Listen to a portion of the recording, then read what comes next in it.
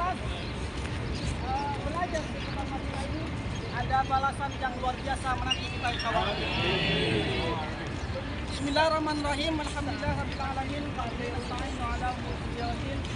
Wassalatu wassalamu ala asyrafil anbiya'i wal mursalin sayyidina Muhammadin wa ala alihi wa sahbihi ajma'in ma ba'du.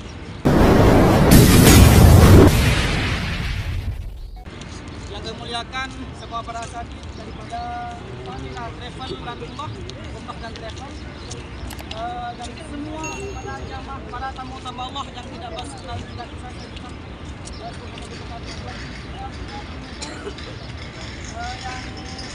tidak saya kenal, tapi saya sangat mencintainya dan saya hormatinya.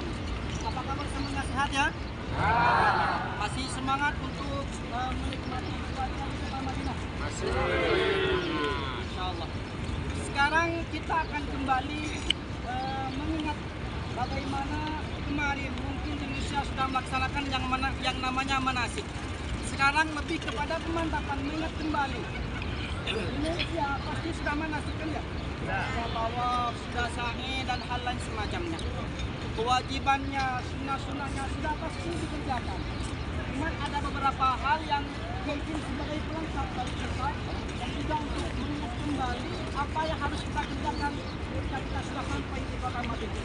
Bahkan persiapan itu dimulai ketika kita ada di Madinah menuju ke Mekah sampai kita selesai melaksanakan kegiatan. Pertama, mulai dari besok pagi.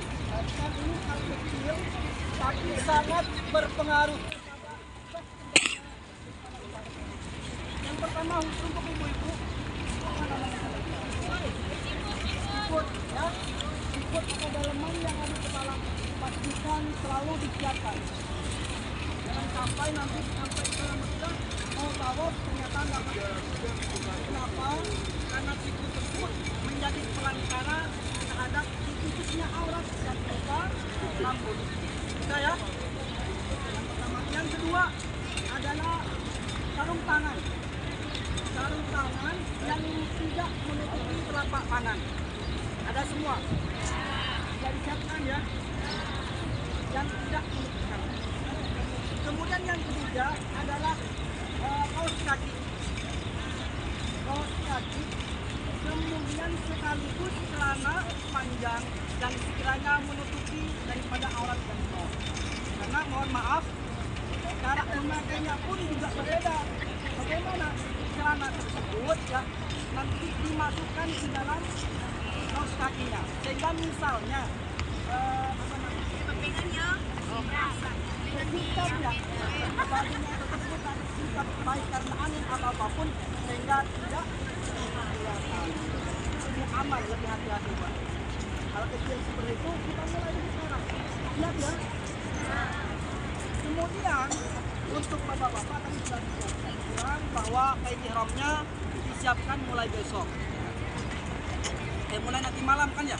Dikeluarkan daripada kopernya, jangan sampai ditaruh dengan koper. Takut nanti malah ketika diturunkan kopernya tidak ada kan? Repot lagi untuk mencari kain ihramnya.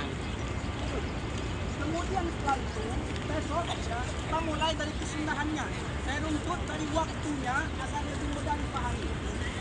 Besok dimulai dari setelah sarapan. Paling telat mulai dari jam 8. Kita melakukan kesunahan umrahnya Bapak Ibu. Apa saja kesunahan? Silakan buka bukunya kalau ada yang belum paham. Kalau ada yang bawa. Pertama dimulai dari mencukur. Barangkali mau belanja. Maaf. Ya, itu sunnah. Laki-laki perempuan semuanya. Kemudian mohon maaf bulu kemaluan juga makan semuanya. Maaf ya. Kemudian kesunahan yang selanjutnya adalah kuku. Kalau panjang lihat panjang itu dipotong juga. Ada yang panjang ya? Di mana ada? Dipotong juga ya. Baru kemudian kalau sudah semuanya mandi ya. Biasa untuk persiapan. Mandi ini Bapak Ibu para jamaah beda dengan mandi yang lain. Pelaksanaannya sama tapi niatnya yang berbeda. Kalau kita niat abus, kita dulu misalnya kita mandi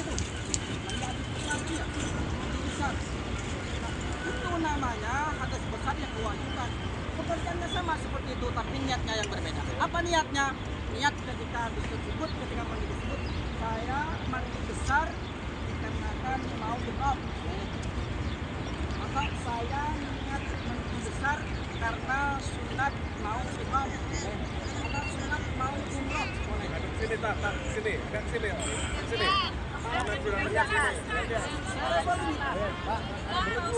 Di sana, tadi sudah konda, sudah gini-gini, di sini lagi. Sekali lagi, harusnya ya mandinya sama pekerjaannya, sama mandi biasa. Apa itu kan cuma dua niat dan mengalirkan air ke seluruh badan. Jadi ketika kita mandi besar tersebut, ya, niatnya bagaimana? Saya niat mandi besar karena haram karena pahala. Dapat kesunahan. Itu juga yang jadi contohnya bahwa pekerjaan dunia kalau diniatkan untuk ibadah akan menghasilkan pahala. Kalau sampai sebagai rajamah mandi biasa tidak niatkan kesunahan karena haram, ya tidak dapat pahala. Paham bedanya ya? Setelah mandi semuanya sudah gantian ya. Setelah mandi baru kemudian para jamaah melakukan kesunahan berikutnya. Apa? Adalah memakai wangi-wangian. Memakai wangi-wangian. Yang pakaian yang dipakai misalnya kalau bapak-bapak bawaannya dulu yang satunya letakkan kalau itu dia pakai wangi-wangian dulu. Kalau dalam kitab-kitab naskah hadis disebutkan bahwa kesunahan memakai wangi-wangian itu adalah kepada badan, bukan kepada baju, bukan pada kain. Paham Mbak ya? Karena ada konsekuensi hukum ketika kita taruh kepada baju. Pertama, minyak tersebut harus dioleskan kepada badan. Kemudian yang kedua, ketika kita memakai wangi-wangian, ini saya contohkan langsung. Ini kan ada bendanya kan ya, ada airnya ya. Itu nanti para jamaah ketika memakai wangi-wangian tersebut itu langsung digosok ya, sehingga apa namanya bendanya ini hilang.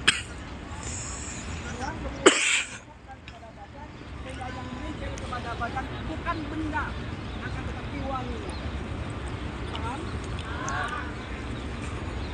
Yang ketiga selanjutnya ini disebutkan kesunahannya ke badan, bukan kepada baju. Ada konsekuensi hukum kalau diletakkan ke baju. Bagaimana hukumnya?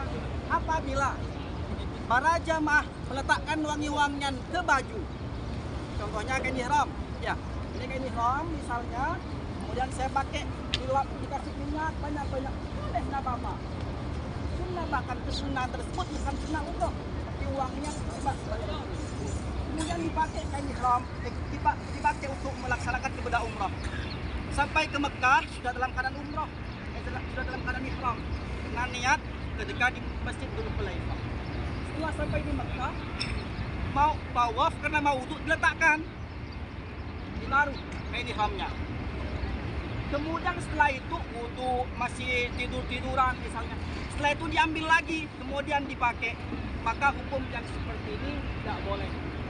Ya, kenapa? Karena orang tersebut disamakan dengan orang yang memakai baju yang dikasih parfum. Itu hukumnya. Paham, Pak?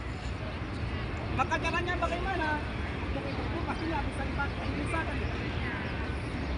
Caranya bagaimana? Ya tidak perlu dikasih ininya ihramnya. Boleh dikasih dengan catatan ini satu jalan keluarnya. Kalau memang terpaksa dikasih, ya, maka kain ihram tersebut tidak boleh dilepas sampai selesai umrah. Paham? Bapak di belakang paham?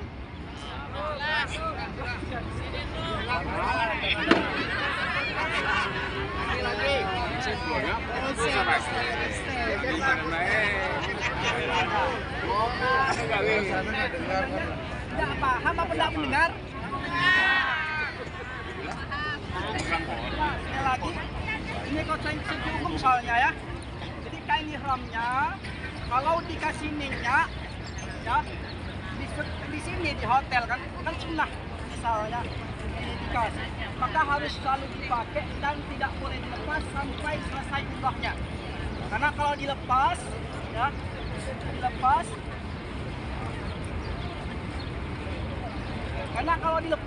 ya, wahai para jamaah, maka kemudian dilepasnya lama, tidak langsung dipakai, maka nanti dianggap sebagai orang yang memakai kain yang diminyaki, dan itu termasuk dari larangan yang jelas dari Rasulullah SAW. Aisyah meriwayatkan kita dilarang untuk memakai pakaian yang dicelupkan dengan za'faron. Makna hadisnya adalah setiap wangi-wangian tidak boleh. Tapi sekiranya dipakai terus, kalau tinggal ganti apa baju itu kan ya, itu tidak apa-apa, boleh. Tidak juga. Tapi bukan kesunahan haramnya, tapi kesunahan memakai wangi-wangian. Paham? Paham. Setelah itu, ya, selesai pelatih mandi, semuanya tolong yang bapak-bapak, yang sepuh-sepuh dibantu sama yang lebih muda ya. Kasihan. Wa ta'awanu 'alal birri wat taqwa. Itu juga kebaikan karena kita akan melaksanakan ibadah umrah. Jadi bantu nanti jangan sampai tidak kenal misalnya, jangan seperti itu. Oke? Kemudian nanti jam 10 pastikan sudah beres semuanya. Atau kamu keluar 10.30 selesai. Baik jamaah yang mau makan siang tadi sudah jelaskan siapkan di mana hotelnya, silakan makan siang terlebih dahulu, baru kemudian ke masjid nanti untuk melaksanakan sholat duhur berjamaah. Di saat sholat duhur berjamaah, ini hal yang paling penting juga tadi sempat disinggung,